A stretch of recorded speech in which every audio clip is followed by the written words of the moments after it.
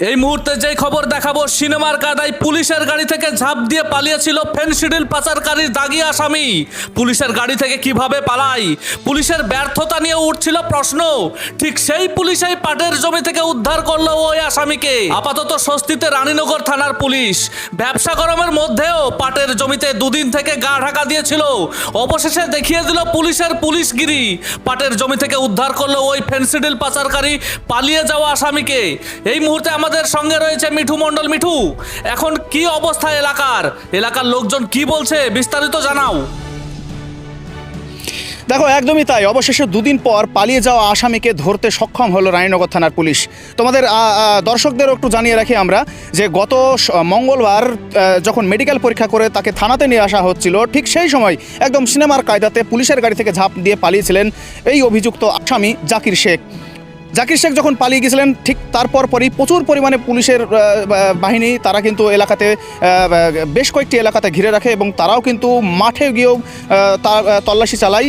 শেষমেশ যখন পুলিশের বাহিনী একটু কম হলো, তখন অন্যান্য থানা এলাকা থেকে পুলিশের বিশাল ফোর্স নিয়ে আসা হয়েছিল রানীনগরে নিয়ে আসার পরেও যখন তল্লাশি চালানো হয়, ঠিক পরে ড্রোন নিয়ে আসা হয়েছিল। ড্রোন নিয়েও কিন্তু মাঠে তল্লাশি চালানোর পরে প্রথম দিনে তাকে কিন্তু খুঁজে কিনারা করতেই পেরেছিল না পুলিশ।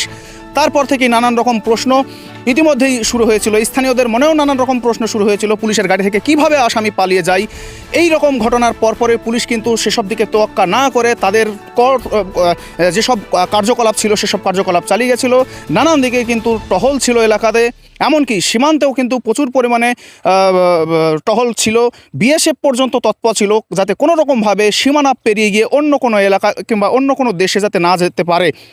কিন্তু এই যে ভ্যাপসা গরম, সেই গরমের মধ্যে থেকেও পুলিশের টহল কিন্তু ছিল অপরিসীম।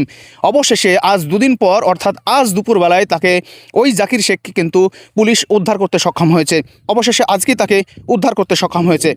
বিশেষ সূত্রে আমরা জানতে পেরেছি আগামী 6 তারিখই তাকে কোর্টে আবার পাঠানোর নির্দেশ। কারণ সোমবার যাকে কোর্টে পাঠিয়েছিল, কারণ বিএসএফ তাকে পাকড়াও করে, তাকে মাদক কারবারি সন্দেহ হয়েছিল, মাদক কারবারির সঙ্গে জড়িত ছিল, পাচার চক্রের সঙ্গে জড়িত ছিল।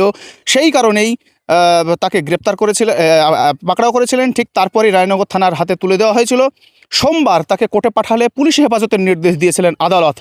সেই রকমভাবেই রুটিন মাফিক মেডিকেল যে পরীক্ষা ছিল, সেই মেডিকেল করতে যাওয়ার পর ফিরে আসার সময়তেই গাড়ি ঝাঁপ দিয়ে পালিয়ে গেছিলেন।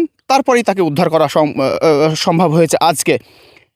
আগামী 6 তারিখে তাকে কোর্টে পাঠানোর কথা, কিন্তু এই 6 তারিখের আগেই সেই আসামিকে উদ্ধার করতে সক্ষম হতেও স্বস্তিতে রয়েছে রানীনগর থানার পুলিশ।